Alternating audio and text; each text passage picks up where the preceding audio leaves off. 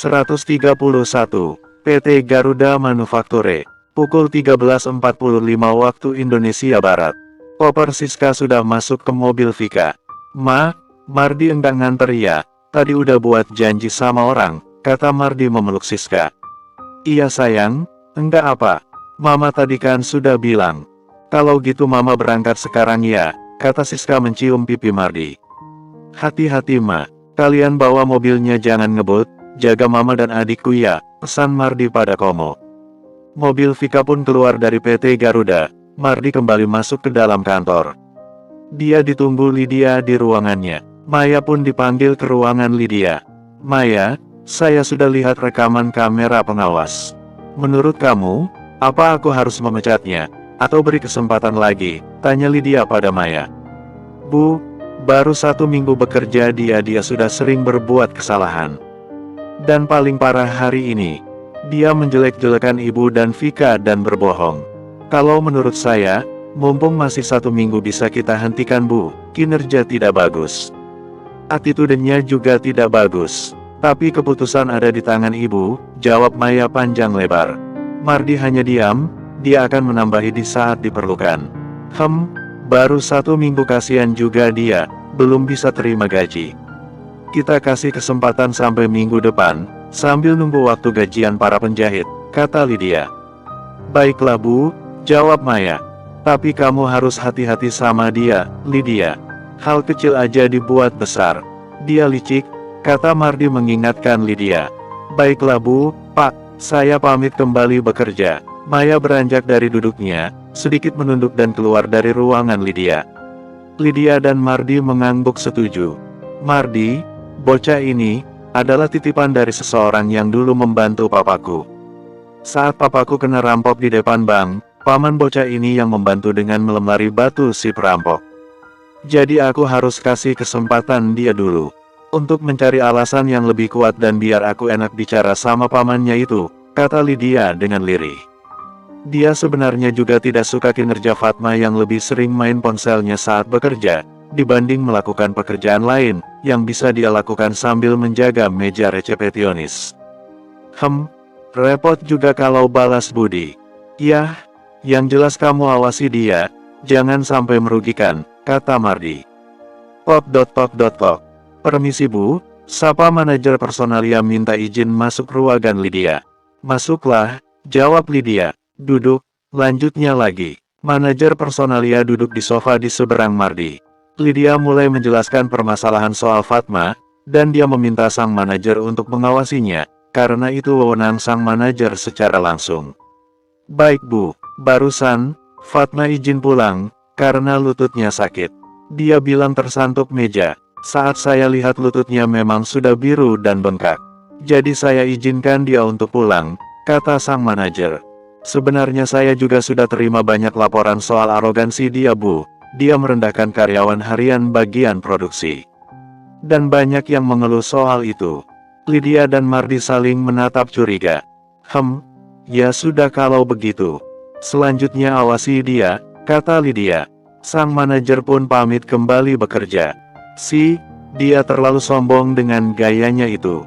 Komentar Mardi yang membuat Lydia harus berpikir ulang untuk mempertahankan Fatma.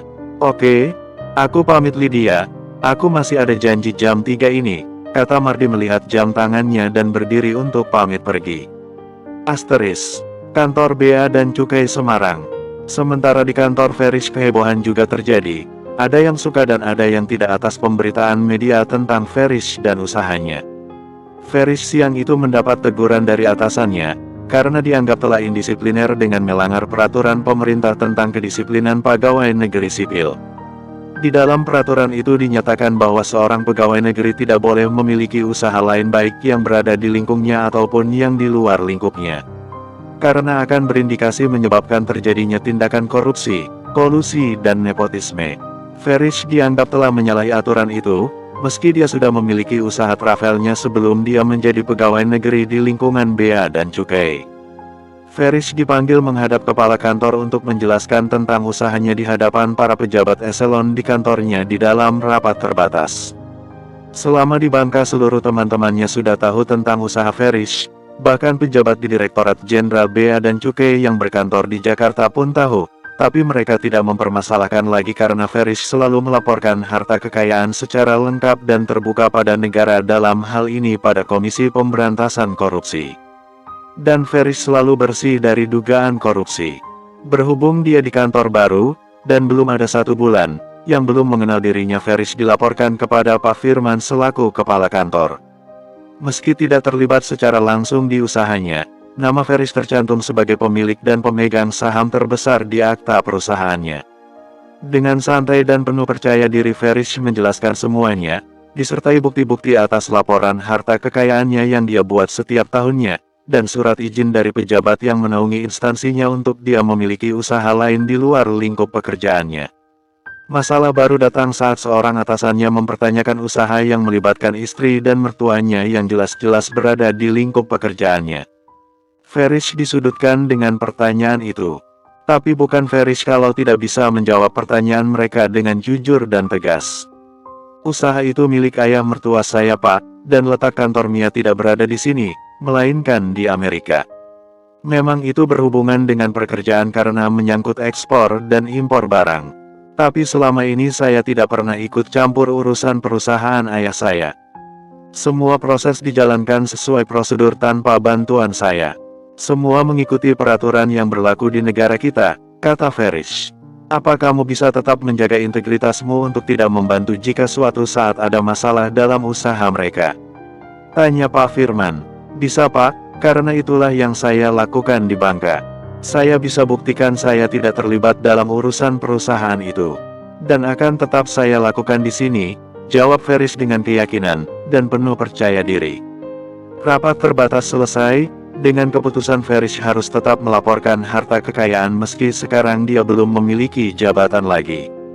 Rish, bisa tinggal dulu sebentar? Tanya Pak Firman, saat mereka keluar dari ruang rapat. Farish mengangguk namun memilih untuk bicara dengan atasannya itu di kantin kantor, karena dia lapar. Pak Firman tersenyum dan menurutinya. Rish, apa tidak sebaiknya kamu mengalihkan kepemilikan usahamu pada Vika saja? Itu akan lebih aman, dan tidak ada pertanyaan lain yang muncul, kata Pak Firman saat mereka sudah sampai di kantin. Di kantin ternyata ada beberapa pejabat yang lain juga. Salah satunya kepala bidang ruangan Farish. Iya Rish, menurut saya juga betul limpahkan pada istri kamu, kata atasan Farish di ruangan. Iya Pak, sebenarnya sudah saya urus tapi belum selesai, lalu terganggu juga dengan beberapa masalah kemarin, jadi tidak terkawal lagi berkasnya, jawab Farish.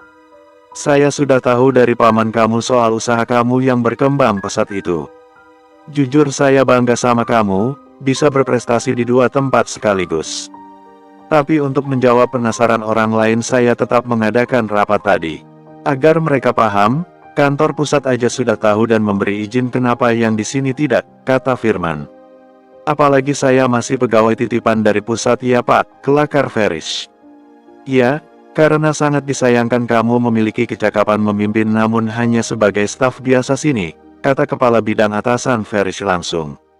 Farish tertawa dengan pujian itu. Saya tidak masalah dengan itu Pak, yang penting saya masih bisa mengabdi di instansi kebanggaan saya juga dekat dengan istri dan keluarga saya, jawab Farish tenang, sambil makan siang.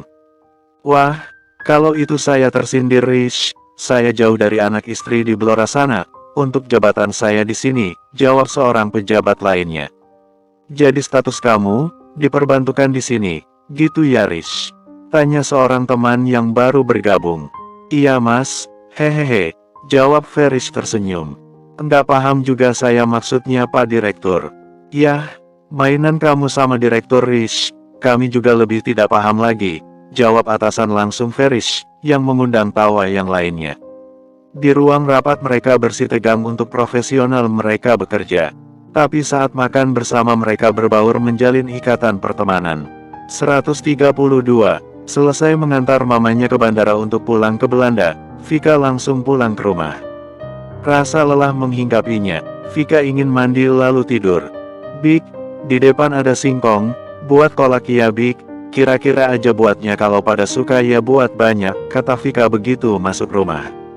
Terus, Bik yakni bisa buat tape singkong enggak? Kalau kolak bisa mbak, kalau tape, saya belum pernah buat. Mbak Vika ingin tape. Janganlah mbak, jangan makan tap dulu kalau lagi program anak. Buat rahim panas, kata Big Yatni. Dia mengingatkan Vika soal makanan yang harus dia hindari jika ingin hamil. Padahal enak banget dibuat campuran es dawet atau cake tape. Keluh Vika duduk dengan dagu di atas meja dapur melihat Big Yatni membuatkannya teh. Kalau dikit obat kepingin saja nggak apa mbak, tapi kalau membuat sendiri Bibik nggak mau, nanti Mbak Vika nggak bisa kontrol makannya. Besok Bibik ke pasar Bibik belikan aja ya, tawar Big Yatni. Vika mendesah kecewa, ya udah Big, singkong itu bagikan aja ke tetangga. Kalau disimpan lama-lama nanti nggak enak, kata Vika lemah. Tehnya saya bawa ke kamar ya Big, saya mau terus tidur. Pamit Vika dengan membawa secangkir tehnya masuk ke kamar.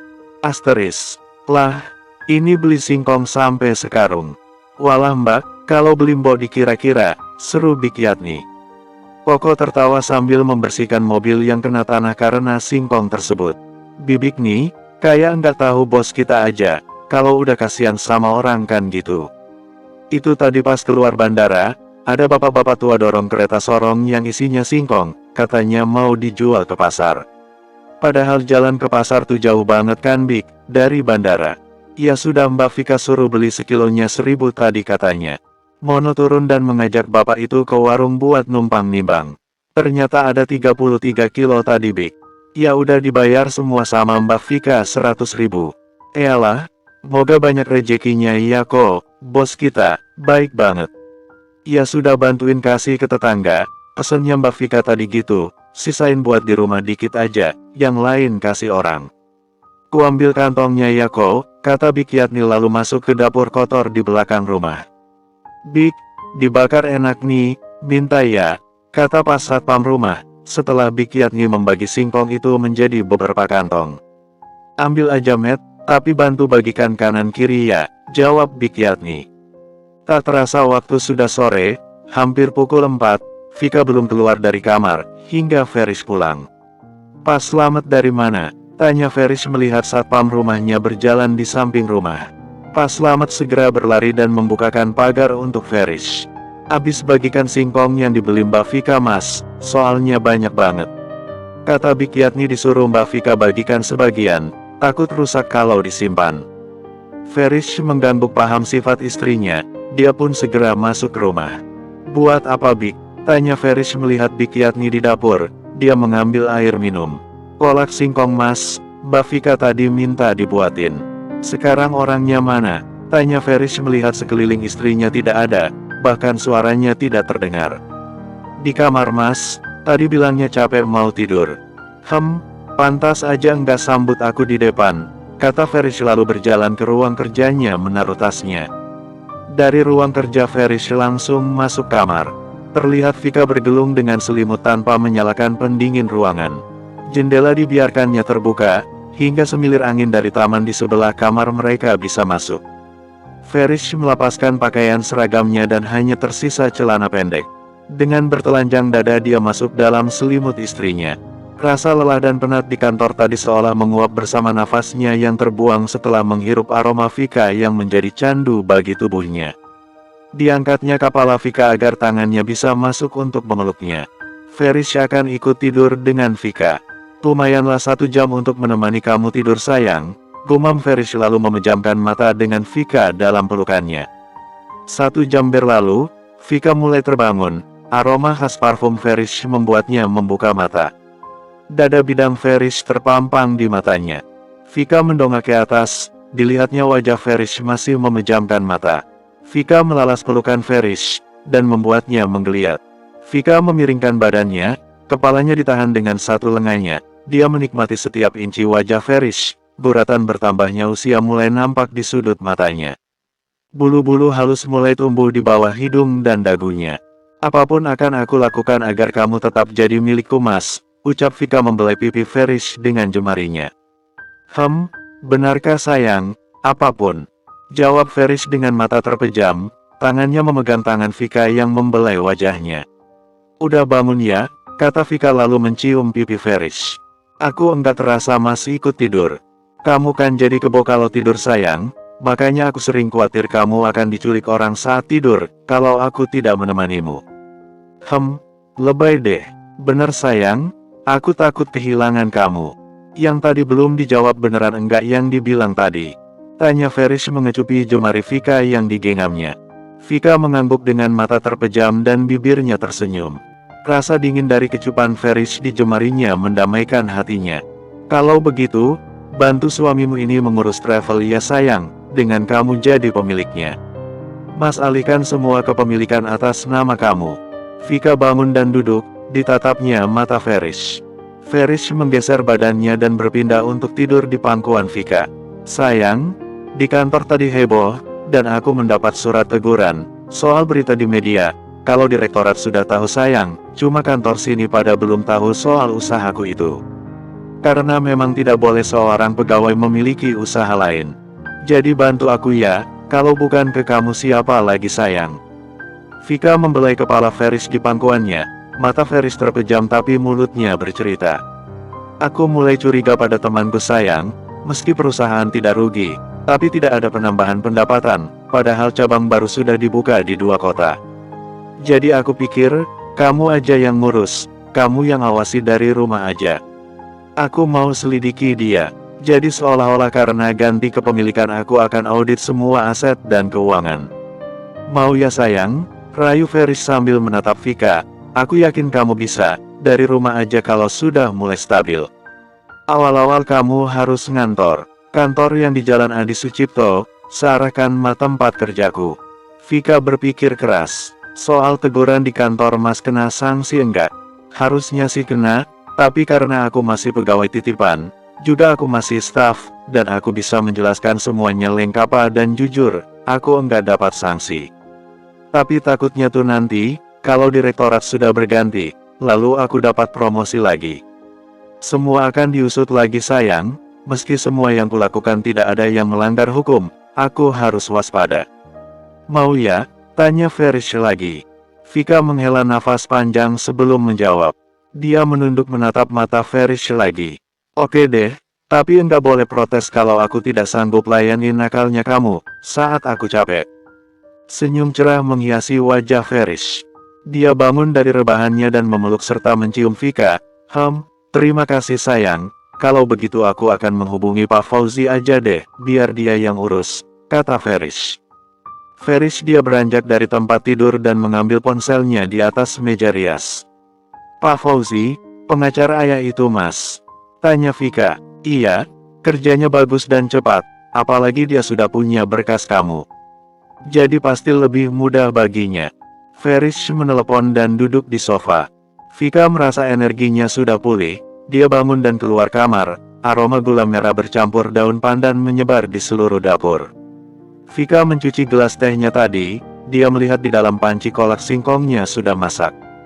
Dia segera mengambil 2 buah mangkok untuk menikmati kolak singkong. Dibawanya 2 mangkok itu ke ruang tengah, dia akan menikmatinya sambil menonton televisi.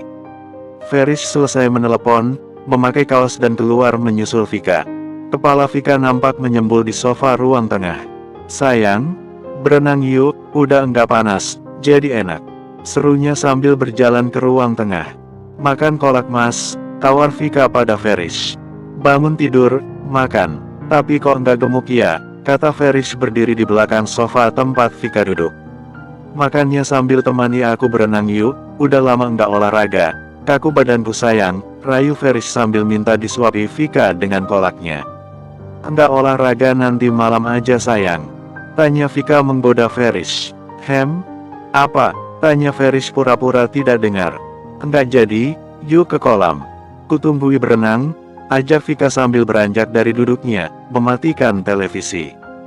Ferish tertawa kencang dengan sikap Vika, dia mengambil mangkok kolak Vika dan miliknya, ke meja dekat kolam renang.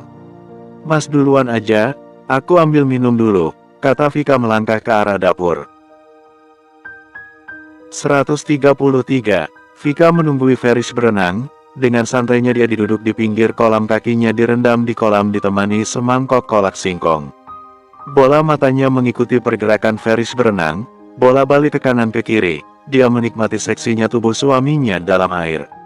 Pantas aja badannya kuat, Kalau wanita lain lihat kamu seperti ini pasti tergila-gila mas, gumam Vika sendiri. Para penghuni rumah lain tidak ada yang berseliweran mengganggu mereka. Mereka memberikan privasi untuk asuhan mereka. Masuk sayang, seger lo, ajak Ferish begitu menyadari Vika menatapnya tak henti. Dia bereng ke pinggir menghampiri Vika. Aku enggak bisa berenang mas, jawab Vika jujur. Dia memang tidak bisa berenang. Apalagi mengikuti gerakan Ferish yang cepat begitu.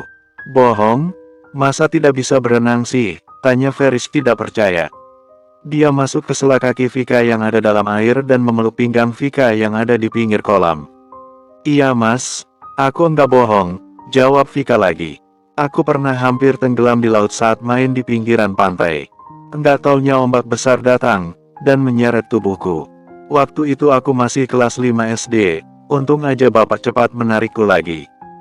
Dulu itu ada acara piknik sama orang satu RT, kenang Vika pada kejadian buruk yang membuatnya tidak berani untuk belajar berenang. Kan ada aku di sini, turun ya, ajak Ferish meyakinkan. Ditariknya pinggang Teka agar mendekat padanya dan turun ke air. Biur, Vika masuk ke air dan berteriak kencang. Tangannya mencengkeram erat lengan Ferish.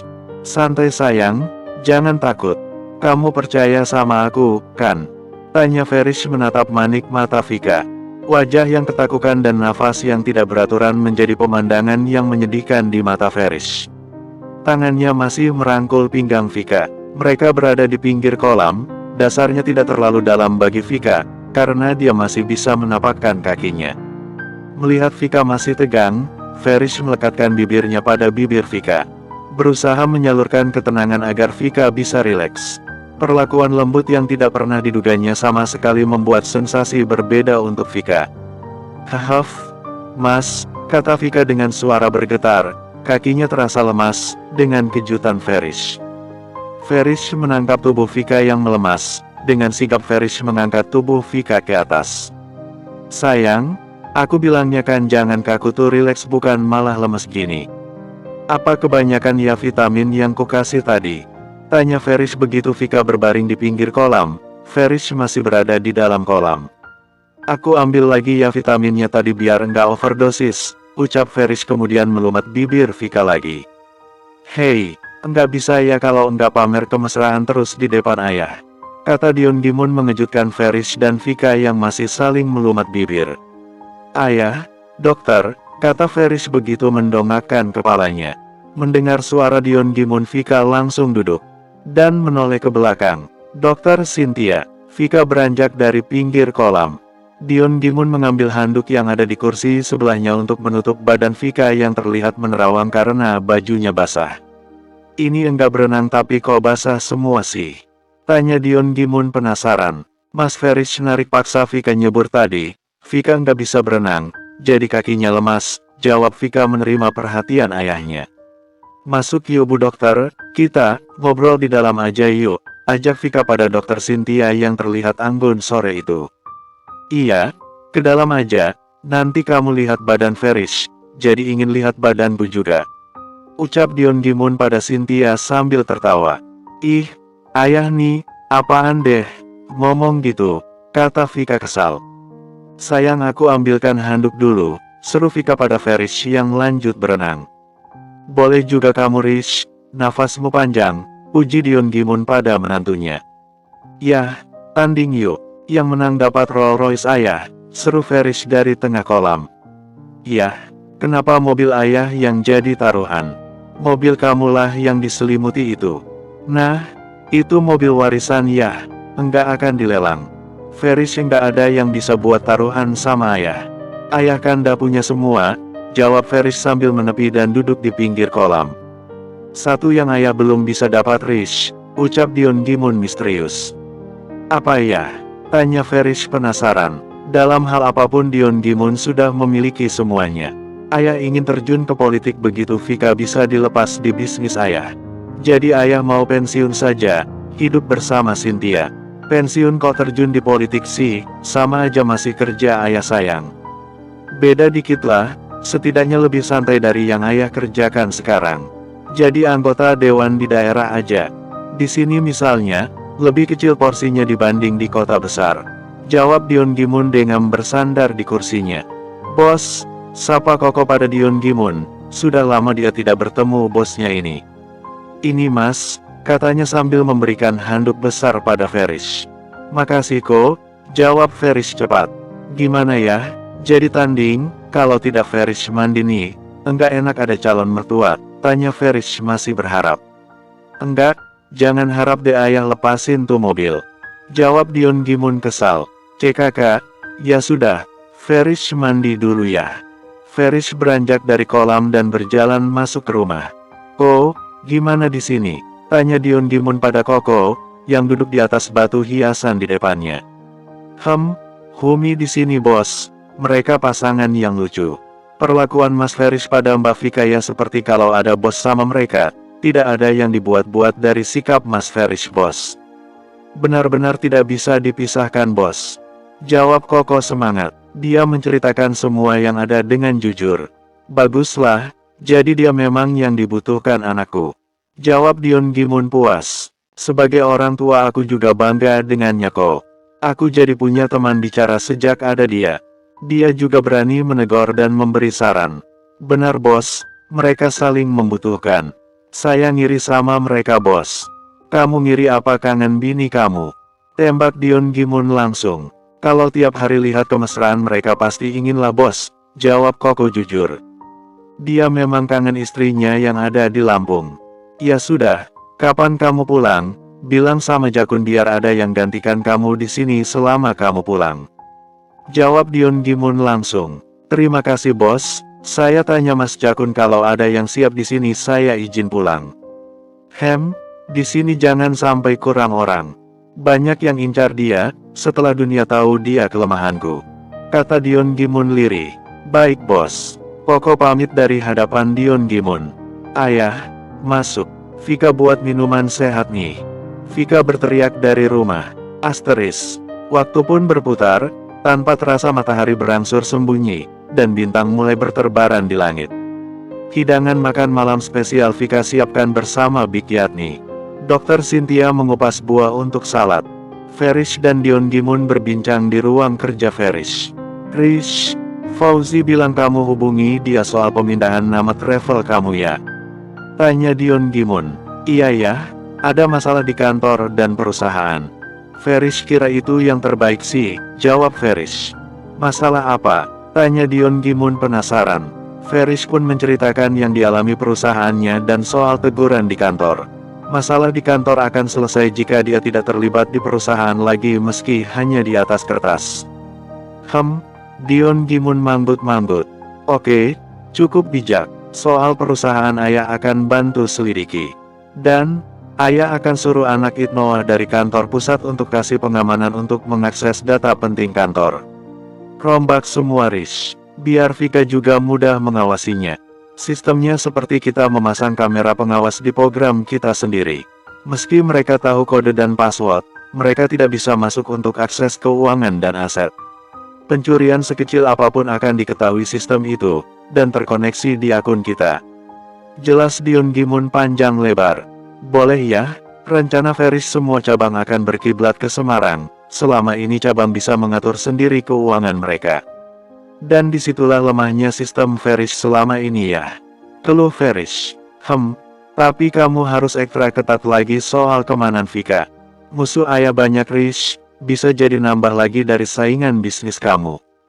Jadi perketat penjagaan untuknya. Ayah sudah dapat kabar dari anak buah ayah. Bahwa ada yang memborong semua surat kabar dan majalah yang memberikan kalian. Seorang wartawan yang berhasil mendapat foto Vika bersama Siska dikabarkan hilang, setelah tulisannya menarik perhatian banyak orang. Trafik penerbangan dari Hong Kong, Amerika dan Belanda menuju Semarang dan Yogyakarta meningkat. Semoga ketakutanku tidak terbukti, kata Dion Gimun penuh kekhawatiran. Baik ya, terima kasih sudah diingatkan. Jawab Ferish senang. Kedepan yuk ya, pasti dah siap makan malam kita. Kata Ferish mengajak Dion Gimun ke ruang makan. Bersambung. 134. Makan malam penuh kehangatan tercipta di rumah Vika dan Ferish saat Mardi dan Oma Lani ikut bergabung makan malam. Mereka sengaja datang untuk mengantarkan mobil yang sudah dijanjikan Mardi. Meski makan malam telah selesai, mereka masih bertahan di meja makan, menikmati puding buah buatan Vika. Kak, aku tadi cuma bercanda, malah dianterin beneran. Mau ditaruh di mana coba, garasi sudah penuh. Ditaruh di kamar juga enggak apa sayang, kata Dion Gimun yang membuat semua tertawa. Mobil itu gili banget dek, cocok buat kamu, kata Mardi dengan senyum senang. Kamu udah bisa menyetir sendiri, kan? Jadi pas buat kamu bawa jalan sendiri jika jenuh di rumah. Tapi Vika tidak boleh pergi sendirian tanpa Koko atau Mono, kata Dion Gimun tegas. Semua mata menatap Dion Gimun dengan tajam kecuali Ferish, yang sudah tahu maksud Dion Gimun. Mereka meminta penjelasan sikap Dion Gimun. Vika langsung cemberut seketika itu juga karena perkataan ayahnya. Kamu enggak bisa gitu Dion, Vika harus dikasih kepercayaan. Dia udah besar Dion, jangan anggap dia anak kecil lagi, kata Cynthia.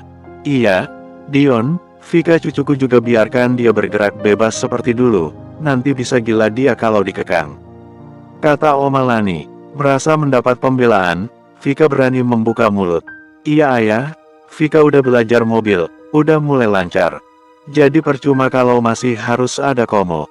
Dion Gimun menghela nafas panjang, bingung bagaimana akan menjelaskan situasi yang sebenarnya pada Vika. Setelah beberapa menit yang lalu, keling yang ada di Yogya mengabarkan keadaan darurat. Ferish menangkap sorot mata Dion Gimun padanya. Sayangku, Afika Kusuma Dewi, istriku yang paling mas sayang, tiada yang lain. Koko dan Mono bukan sopir sayang. Tugas utama mereka di sini menjaga kamu, keselamatan kamu kalau aku atau ayah tidak bersama kamu. Keadaannya sudah beda sayang, dimulai kemarin keadaan sudah berubah. Bisa mengerti maksud mas, kan sayang? Ferish menatap mata Vika yang duduk di sebelahnya. Benar kata suamimu sayang, bukannya ayah mau ngelarang kamu pergi sendiri. Ayah enggak berhak larang kamu. Ferish yang berhak lakukan itu. Tapi untuk keamanan kamu sayang, mereka bisa kok jaga jarak kalau kamu butuh privasi. Dion Gimun lalu menghela nafas panjang. Sedang serius berdiskusi di meja makan, satpam rumah masuk dengan tergopoh-gopoh. Ada apa pak? Tanya Dion Gimun yang duduk di tengah menghadap ke ruang tamu. Jadi dia yang pertama tahu kalau ada yang masuk. Puan, itu di luar ada yang mau bertemu, maksa mau masuk. Dia cari Mas Ferish dan Mbak Vika. Saya sudah bilang sedang ada tamu, tapi mereka maksa, kata Parjo satpam yang bertugas malam ini. Dion Gimun dan Ferish langsung berdiri dari duduknya. Di sini aja ya, enggak usah keluar, kata Ferish pada Vika. Vika mengangguk tanpa bantahan. Mardi ikut keluar melihat situasi. Terdengar adu mulut di luar pagar begitu Dion Gimun dan Ferish mendekat. Jarak rumah dengan pagar memang cukup jauh, apalagi dengan ruang makan. Jadi perdebatan itu tidak terdengar oleh mereka. Ada apa ini? Tanya Ferish melihat 4 orang pria yang dihadang oleh Koko dan Mono. Mereka ini? Jawaban Mono terpotong dengan teriakan seorang pria tua gemuk berkulit putih. Kamu pemilik rumah ini, istri kamu yang bekerja di tempat anaknya Sudiro Praja. Dion Gimun dan Ferish saling menatap tidak mengerti dan mengenal Sudiro Praja. Sudiro Praja nama ayah Lydia Rish, yang tinggal di Yogya, jelas Mardi dari dalam pagar. Masuk pak, kita bicarakan di dalam. Mengganggu sekitar kalau bapak berteriak di sini, kata Ferish menengahi. Aku hanya ingin kamu bertanggung jawab atas arogannya istri kamu pada keponakanku. Istri kamu telah membuat keponakanku dipecat anak Sudiro, dan keponakanku mengalami patah tulang kakinya setelah didorong istri kamu kemarin. Siapa pak? Mari kita bicarakan di dalam. Kalau memang istri saya salah, kami akan bertanggung jawab pengobatan dan pemulihannya, kata Ferish dengan tenangnya. Dia tahu Vika tidak akan tega berbuat seperti itu. Tunggu Rish, siapa ponakan bapak yang dipecat Lydia? Karena ulah Vika, adik saya, apa yang bapak maksud itu Fatma? Kata Mardi penuh tanya. Iya keponakanku Fatma namanya, sekarang dia di rumah sakit mau operasi lututnya, dan aku minta uang 200 juta untuk operasinya, kata pria gemuk itu masih dengan amarahnya. Mari pak kita kantor, kita lihat siapa yang salah. Kalau benar adik saya yang salah, 1 miliar pun saya kasih pak, ucap Mardi dengan senyum mengejeknya. Maksud kamu apa Mardi? Kamu tahu kejadiannya? Tanya Ferish curiga. Tenang Rish, kamu akan tahu jawabannya di kantor nanti, kata Mardi yakin. Bagaimana Pak, kita ke PT Garuda sekarang. Malam ini juga uangnya kami siapkan. Tapi kalau memang adik saya tidak bersalah, Anda tahu sendiri nanti akibatnya. Mardi, aku yang akan menangani orang ini kalau dia berani memfitnah anakku, jawab Dion Gimun dengan santainya. Pergilah kalian ke sana, aku tunggu di sini. Dan kalian bertiga ingat jangan mencoba memeras anak dan menantuku, ucap Dion Gimun sebelum masuk rumah lagi. Dasar preman recehan, ucap Dion Gimun sambil menutup pintu. Oke, kita lihat dan buktikan dulu Pak, nanti saya kasih uangnya, kata Ferish pada pria gemuk itu. Kita pergi Mo, kamu ambil mobil, kata Ferish kemudian. Mono pun berlari ke mobilnya, Ferish dan Mardi dalam satu mobil, juga Koko. Sedang pria gemuk itu dengan mobil mereka sendiri. Dua mobil meluncur ke PT Garuda beriringan. Tak lama berselang dari kepergian Ferish dan Mardi, bahkan pintu pagar baru akan ditutup. Sebuah Range Rover hitam datang ke rumah Vika. Mobil itu berhenti di tengah pagar, menggalangi Pak Parjo untuk menutup pagar. Seorang bule turun dari mobil dan meminta bertemu Vika. Di dalam mobil masih ada bosnya. Pak Parjo yang tidak mengerti bahasa Inggris hanya menjawab, yes saat bule itu menyebut nama Vika. Dan, no, saat orang itu mencoba masuk. Sang bule pun menyuruh mobil itu untuk berjalan masuk dengan kode tangannya saat Pak Parjo bilang yes. Pak Parjo yang menyadari dia salah jawab, segera meniup peluitnya dan berlari untuk menghalangi mobil itu. Hampir saja Pak Parjo tertabrak jika halaman rumah tidak berkelok. Karena jalan berkelok mobil pun berjalan lambat. Pak Parjo berdiri di depan mobil dengan tangan kiri merentang, sedang tangan kanan memberi kode stop. Kemudian dia berteriak pada pengawal Dion Gimun, yang ada di teras selagi dia mencoba menghalangi mobil yang akan masuk itu. Dion Gimun yang sedang menerima telepon di ruang tamu, segera mematikan teleponnya begitu melihat Parjo menghalangi mobil dengan lampu menyilaukan pandangannya, mobil yang sudah masuk dalam halaman. Pengawal Dion Gimun segera berlarian ikut menghalangi mobil itu.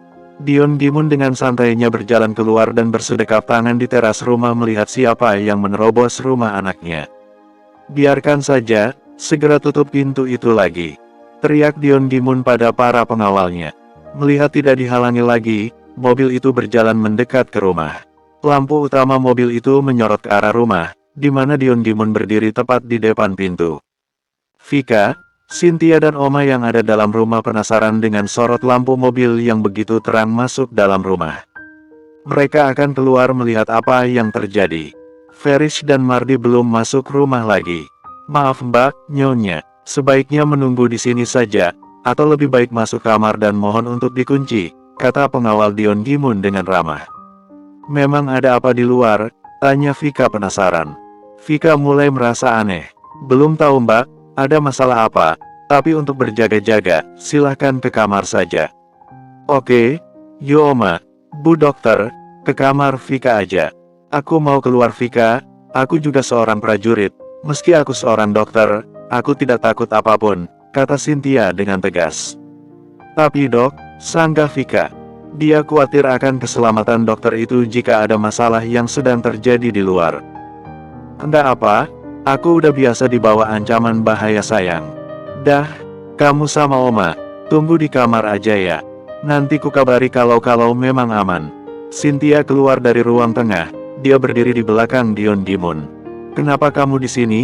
Di dalam saja dok, sama Vika dan omanya, tanya Dion Gimun terlihat tidak suka dengan kedatangan Cynthia. Aku mau tahu apa yang terjadi. Jiwa prajuritku terpanggil saat tahu ada yang tidak beres, Dion. Jadi jangan menyuruhku untuk diam saja, jawab Cynthia penuh percaya diri. Ah, sebaiknya masuk saja, temani Vika. Dia bisa ikut keluar juga, kata Dion Gimun dengan lantang. Suaranya seperti teredam oleh suara mesin mobil. Vika sudah dewasa Dion, dan aku bukan pengasuhnya, jawab Cynthia keras. Jelbebebe, sebuah pisau keluar dari mulut Cynthia. Perkataan Cynthia menusuk hati Dion. Dia menatap mata Cynthia yang terlihat tenang, tanpa ada rasa salah mengucapkan kata-kata itu. At least, dia memang bukan pengasuh anakmu Dion, kenapa harus sakit hati, kata dalam hati, untuk membesarkan hatinya sendiri. 135. Pria bule yang tadi menyapa Pak Parjo berlari ke mobil yang sudah terparkir di depan teras rumah Vika, untuk membukakan pintu bosnya yang duduk di bangku tengah mobil. Pengawal Dion Gimun mulai waspada saat pintu mobil terbuka dan keluar seorang pria berkulit putih kemerahan. Postur tubuhnya tidak jauh beda dengan Dion Gimun, yang notabene orang Asia, meski ada keturunan orang Portugis sedikit. Pria necis dengan pakaian kasual turun dari mobil berjalan ke arah Dion Gimun. Dion Gimun belum begitu jelas untuk melihat sosok pria yang baru datang itu, karena sorot lampu mobil yang masih menyala. "Hai Dion, tersanjung aku kamu sambut begini," kata pria itu. Dengan memicingkan mata Dion Gimun melihat ke arah pria itu. Begitu lampu mobil dimatikan barulah Dion Gimun bisa melihat pria itu. "Kamu lupa suaraku Dion? Memang sudah lama kita tidak bertemu, tapi aku tidak menyangka kamu melupakan aku, sampai kamu tidak mengenali suaraku," keluh pria itu. Bonifacius Botardo," ucap Dion Gimun dengan senyum jahatnya. "Ada perlu apa kamu jauh-jauh ke sini?" tanya Dion Gimun ketus. Boni adalah musuh Dion Gimun di dunia perdagangan obat terlarang. Dia merupakan orang Belanda yang menetap di Kolombia. Boni menjadi kartel dari Kolombia, pemasok narkotika pesaing terbesar kelompok Dion Gimun di Amerika. "Jangan ketus begitu Dion, kamu punya anak cantik tidak mengabari aku. Aku ingin berkenalan dengan anakmu. Ibunya juga cantik tapi sayang, sudah tua.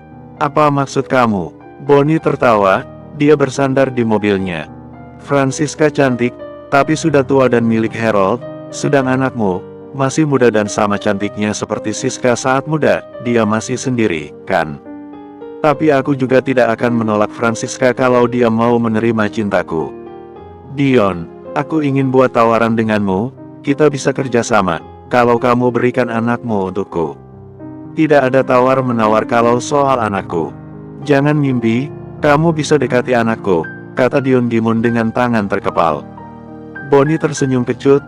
Dia mengerahkan tangannya meminta sesuatu pada pengawalnya. Melihat pergerakan tangan pengawal Boni yang memasukkan tangan dalam saku bagian dalam jasnya, pengawal Dion Gimun gerak cepat menodongkan senjata ke arah Boni dan pengawalnya. Sang sopir mobil Boni langsung diamankan. Boni tertawa keras, "Easy Dion, easy. Aku cuma mau minta rokokku. Aku tidak akan menantangmu Dion." Dion membuang salivanya ke depan kaki pengawal Boni. "Kamu sengaja mengirim orang untuk membuat gaduh tadi dan menantuku pergi, jadi tinggal anakku sendirian di rumah. Kamu tidak menyangka, kan aku di sini. Sial, terbaca juga trikku," gumam Boni dalam hati, sementara mulutnya tertawa kencang. "Dion, kamu tidak menyuruhku masuk, aku bawa anggur langsung dari Perancis. Tapi please, suruh anak buahmu menurunkan senjata itu. Nyeri aku Dion," pinta Boni lalu menghisap rokoknya. "Aku tidak terima tamu di malam hari, jadi pergilah. Dan jangan kamu ganggu anakku dan ibunya," jawab Dion Gimun dengan angkuhnya. "Antarkan dia keluar," perintah Dion Gimun pada seorang pengawalnya. Boni tidak bergeming saat pengawal Dion Gimun menyuruhnya pergi. "Ayolah Dion, kita minum dulu, jauh-jauh aku bawa anggur ini," kata Boni membuka mobil tempat duduk tadi untuk mengambil sebotol anggur di chiller mobil. Pengawal Dion Gimun pun curiga dengan pergerakannya, satu moncong pistol mengarah ke setiap gerakannya. Ferish dan Mardi sudah kembali ke rumah. Dia terkejut melihat 8 orang pengawal Dion Gimun menodongkan senjata. Melihat situasi tegang itu, Koko dan Mono mengambil senjata mereka lalu bergabung ke teman-temannya. Ferish dan Mardi terkejut melihat Koko dan Mono memiliki senjata. Mereka segera mendekat ke Dion Gimun. "Yah," panggil Ferish, kemudian dia berjalan masuk rumah sesuai kode dari pengawal Dion Gimun. "Di mana Vika dok?" tanya Ferish pada Cynthia yang berada di depan pintu. "Di kamar Riz sama Oma," jawab Cynthia tegang. "Dia mengkhawatirkan akan ada baku tembak." Asteris. Ferish masuk ke rumah dan mengetuk kamarnya yang terkunci. "Sayang." "Oma," panggil Ferish. Mendengar suara Ferish, Vika membuka pintu dan langsung loncat memeluk Ferish. Dia cukup takut melihat ada senjata. "Mas." "Iya? Enggak apa? Tunggu di sini ya, Mas, ke depan."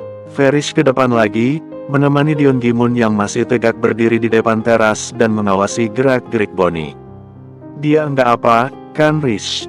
Tanya Dion Gimun soal Vika, matanya tetap menghadap Bonnie. Enggak apa ya, dia cukup tenang, jawab Ferish yang tanggap siapa yang Dion Gimun maksud. Wah, kamu menikmati hidup kamu yang sekarang ya Dion. Punya anak cantik dan keluarga yang bahagia. Biarkan aku juga merasakan kebahagiaanmu Dion, berikan anak kamu yang secantik Francisca itu padaku. Aku akan berikan setengah dari pasar kartelku. Kamu bisa memilih yang manapun. Yah, tanya Ferish pada Dion Gimun. Biarkan saja dia mengoceh, kita tunggu sampai mulutnya berbusa. Kalau dia belum mau pergi dari sini, jawab Dion Gimun dengan keras. Dia menarik kursi yang ada di sampingnya, untuk dia duduki. Mardi, telepon mama kamu, hati-hati jika dia transit. Minta pengawalan polisi setempat atau hubungi Harold. Jangan sampai anak buah orang gila ini mendapatkan mama kamu. Hahaha, kamu pintar Dion. Kamu masih perhatian sama mantan istri kamu ya.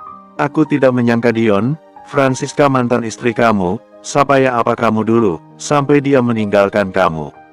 Hahaha, Mardi paham maksud Dion Gimun. Dia pun segera menelepon mamanya Siska, agar hati-hati.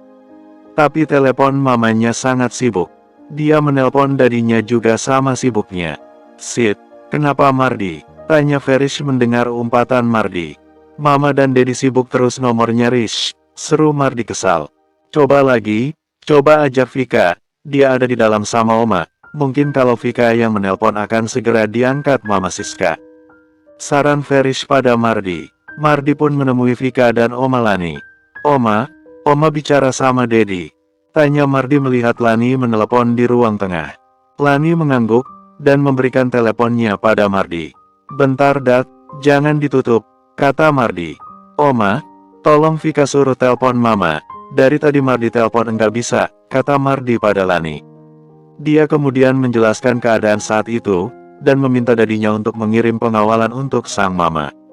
Vika yang menelpon mamanya juga belum diangkat. Kak, enggak diangkat Mama, sibuk terus nomornya. Tapi Vika udah kirim voice message. Mardi menggila mamanya belum bisa dihubungi. Dia memburu Dedi agar menyuruh orang untuk menyusul di bandara tempat pesawat Siska transit. Gimana sayang, udah telepon Mama? Tanya Ferish yang baru masuk. Sudah Vika coba Mas, tapi belum bisa tersambung. Sibuk terus. Tunggu bentar lagi, mungkin memang enggak aktif nomornya atau Mama masih menelpon, kata Ferish untuk menenangkan Vika. Orang itu masih di depan Mas? Tanya Vika penasaran. Iya masih di depan, tapi biarlah, kalau anak buahnya bisa nemui Mama, dia bisa jadi jaminan, agar anak buahnya tidak melukai Mama. Kalau begitu, Vika ke depan ya Mas, biar nahan dia makin lama. Aku juga penasaran sama orang itu. Jangan sayang, Oma enggak izinkan. Dia orang yang nekat. Mama kamu pernah dinodai dia saat pulang kerja dulu. Beruntun ada anak buah Dedi kamu yang mengenali Mama kamu sebagai pengasuh Steve, jadi diselamatkan, kata Lani mengingat kejadian dulu. Mama pernah alami peristiwa mengerikan seperti itu Oma. Tanya Vika terkejut. Dia tidak menyangka masa berat yang dialami mamanya sebelum bisa sukses seperti saat ini. Iya sayang, itulah yang membuat Mama kamu berjuang agar anak-anaknya tidak menderita seperti dirinya dulu. Vika terharu mendengar penuturan Lani. Kamu di sini saja ya, biar ayah kamu yang menyelesaikannya. Tapi Oma, Vika ingin bantu ayah. Sayang, dengerin Mas. Kamu sehat dan bahagia itu udah bantu ayah, jadi kamu diam di sini ya, kata Ferish. Mas, kalau kita tidak bisa menyerang fisiknya, kita harus serang psikisnya Mas. Dia bucin sama Mama, tapi Mama ada Dedi yang tidak bisa dia lawan. Sekarang dia menantang ayah. Kita buat dia iri ke ayah Mas, dia akan stres kalau dia lihat ayah senang, kehidupan ayah jauh lebih baik dari dia. Itu akan menyakitkan untuknya, karena secara kekuatan mereka seimbang, kata Vika menjelaskan rencananya. Ferish berpikir sejenak, dia menatap manik mata Vika yang terlihat yakin. Ide istrinya ini benar juga. Ya udah kita coba, tapi jangan jauh-jauh dari ayah, pesan Ferish. 136. Setelah berdebat cukup lama dengan Oma dan suaminya, Vika diizinkan keluar oleh Ferish menemui Dion Gimun ayahnya. Vika membawa sepiring apel dan teh jahe. Ayah, panggil Vika dengan lembut, keluar dari pintu rumah. Dion Gimun menoleh dan tersenyum, dia menarik sebuah kursi lagi untuk Vika. Bonnie juga langsung mendongakkan kepalanya dari ponsel di tangannya begitu mendengar sebuah suara lembut, yang terdengar indah di telinganya. Hatinya bergetar begitu melihat Vika keluar dari rumah, dengan senyum indah di bibirnya. Bonnie terkesima dengan apa yang dilihat matanya. Garis senyum terbit di bibirnya. Dia jauh lebih cantik dari Francisca, gumam Bonnie dalam hati sambil menatap Vika yang menghampiri Dion Gimun. Duduk sayang, kata Dion Gimun menepuk kursi di sebelahnya. Kok keluar sih, ada apa? Tanya Dion Gimun heran. Ayah enggak masuk-masuk lagi, sampai teh jahenya dingin. Jadi Vika bawa ke sini aja, kata Vika menunduk dan menaruh teh jahe di meja. Ayah, kenapa tamunya tidak disuruh duduk? Tanya Vika datar sambil duduk di samping Dion Gimun. Dia suka berdiri sayang, tadi di pesawat pegal katanya duduk terus, jawab Dion Gimun lalu menyeruput teh jahe. Bonnie merasa bahagia diperhatikan oleh Vika. Dia akan bergerak maju, tapi mendengar perkataan Dion Gimun dia mundur lagi. Hai cantik, siapa nama kamu? Perkenalkan saya Bonifacius Gotthardobut, just call me Bonnie, kata Bonnie mencoba akrab. Dia masih berdiri di depan mobilnya. Oh, teman ayah ya om, saya Afika. Kok ayah enggak pernah cerita ada temannya yang bernama Bonnie ya, baru kenal ya? Tanya Vika sengaja melembut. Ayah baru ini minum teh jahe sayang, enak. Terima kasih ya, kata Dion Gimun mengalihkan pembicaraan. Enak kan ya? Vika buat sendiri loh, bagus buat kesehatan ya. Ayah kan sering begadang terus keliling dari kota satu ke kota lainnya. Nah, ini bisa menyegarkan saraf ya. Enak, ayah suka. Ini apel buat ayah juga. Tanya Dion Gimun mencomot satu potong apel dari piring Vika. Iya, ayah tadi kan belum makan buah. Karena sudah 1 jam setelah makan, ayah makan buah, biar lengkap makanannya. Ada vitamin C-nya untuk daya tahan tubuh ya. Vika kan sayang ayah, meski kadang nyebelin. Ayah juga sayang kamu, sayang. Ayah nyebelin gimana, coba bilang. Tanya Dion Gimun menarik Vika untuk dicium kepalanya. Bonnie melihat kedekatan Dion Gimun dengan Vika menjadi iri, apalagi Dion Gimun tidak memberinya kesempatan untuk berbicara dengan Vika. Ayah buat Vika kesel dan sebel kalau ayah mabuk, dan pergi suka nggak ada kabarnya, terus matikan handphone. Vika khawatir ya, Vika nggak mau kehilangan ayah lagi. Vika belum puas ditemani ayah, Vika memeluk dan mencium pipi Dion Gimun. Mata Vika melirik ke Bonnie yang menatapnya terus. Di matanya terlihat sorot kemarahan dan rasa iri. Melihat Bonnie dengan mata merah, dan rahang mengeras, Dion Gimun mengerti maksud Vika, yaitu ingin membuat Bonnie merasa iri. Om, punya anak enggak om? Apa anak suka manja juga sama om? Pancing Vika pada Bonnie dengan pertanyaan menyindir. Ayah nih suka marah om, kalau Vika manja. Wajar kan om, kalau anak ingin manja sama ayahnya, benar kan om? Bonnie yang diberi pertanyaan merasakan hatinya perih, dia belum punya anak, istri atau mantan istri aja enggak punya gimana mau punya anak. Wanita yang pernah berhubungan dengannya bernasib tragis semua, kalau enggak jadi cinta satu malamnya ya dalam 3 hari akan dilemparnya ke jalan karena Bonnie sudah bosan. Bonnie hanya tersenyum dipaksa, tidak ada kata yang keluar dari mulutnya. Om, enggak pegel berdiri terus, duduk om. Vika ambilkan minum ya, mau minum apa? Enggak perlu, om sudah minum ini, jawab Bonnie mengacungkan botol anggurnya. Itu kan minuman keras, jangan bagi ke ayah Vika ya om, Vika nggak izinkan ayah minum-minum lagi, kalau masih mau jadi ayah Vika, jawab Vika serius. Sini om duduk, biar enak ngobrolnya, kata Vika lagi. Dia akan beranjak dari duduknya untuk memberikan kursinya pada Bonnie. Kalau ayah nggak mau jadi ayah kamu lagi, kamu mau punya ayah siapa, manis? Tanya Dion Gimun mencubit hidung Vika yang bangir. Kamu kan anak ayah, selamanya jadi anak Dion Gimun Tobing, jadi jangan macam-macam ganti ayah dengan orang lain. Seru Dion Gimun dengan hangat. Vika tersenyum dan berdiri, mana ada yang bisa gantikan ayah di hatiku, jawab Vika. Ini om duduk, Vika ambilkan minum. Vika menarik kursinya agak dekat dengan Bonnie. Bonnie makin pilu melihat senyum manis Vika untuknya. Dia mengangguk dengan senyum penuh luka, ditatapnya mata Vika yang berbinar meneduhkan hati. Bonnie duduk di seberang Dion Gimun yang masih santai sambil makan potongan apel yang sudah Vika bersihkan untuknya. "Kamu kenapa jadi diam gitu? Sudah capek ngomong kayak tadi," sindir Dion Gimun. "Kalau sudah capek pergilah, aku mau melepas rindu sama anakku," seru Dion Gimun sambil mengunyah apel. Tatapan Dion Gimun tidak setajam tadi. Dia lebih rileks menghadapi Bonnie yang terlihat lemah saat ini. Bonnie tidak terima disindir Dion Gimun, dia menatap tajam ke arah Dion Gimun, tapi begitu Vika keluar dengan secangkir teh untuknya dia melembut lagi. Matanya tak lepas menatap Vika yang menunduk di depannya. "Om, ini teh ya bukan sampakne, enggak akan buat sakit, dan enggak akan Vika racuni selama Om bersikap baik dengan ayah Vika. Jadi diminum ya," kata Vika sambil meletakkan cangkir teh ke meja dekat Bonnie duduk. "Thanks sweetie," ucap Bonnie dengan senyum tulus. Vika tersenyum kemudian beralih ke dekat Dion Gimun, dan duduk di lengan kursi-kursi tempat Dion Gimun duduk. "Ayah, sudah Mama belum bisa dihubungi. Tapi Daddy Harold sudah menyusul katanya, anak buahnya juga. Emang siapa sih ya yang mau jahat sama Mama? Vika doakan orang itu enggak akan pernah merasakan kasih sayang. Hidupnya akan kesepian terus," seru Vika manja pada Dion Gimun. Ada deh.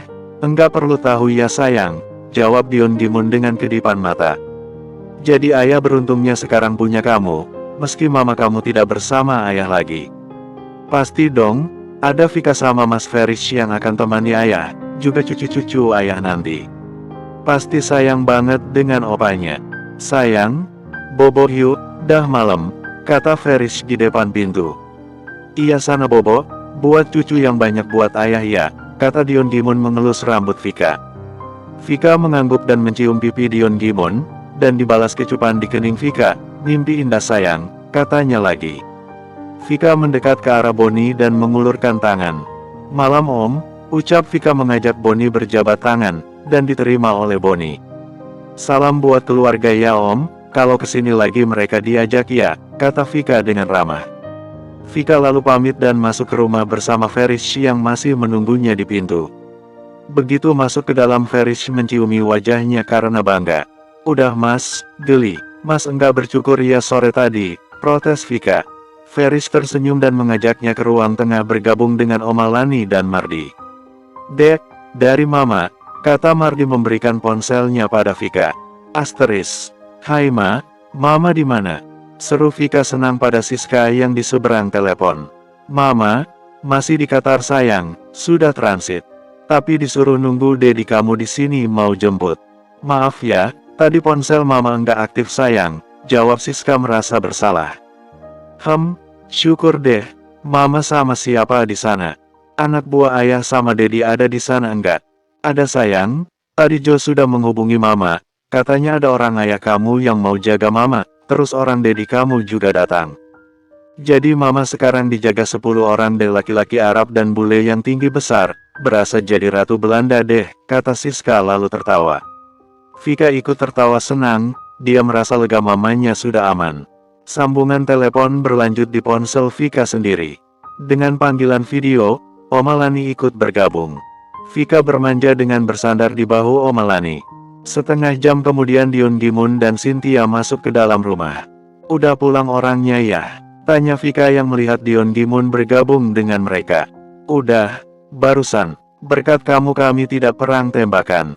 Main cantik kayak kamu," jawab Dion Gimun mengacak kepala Vika sebelum duduk. "Itu Mama kamu?"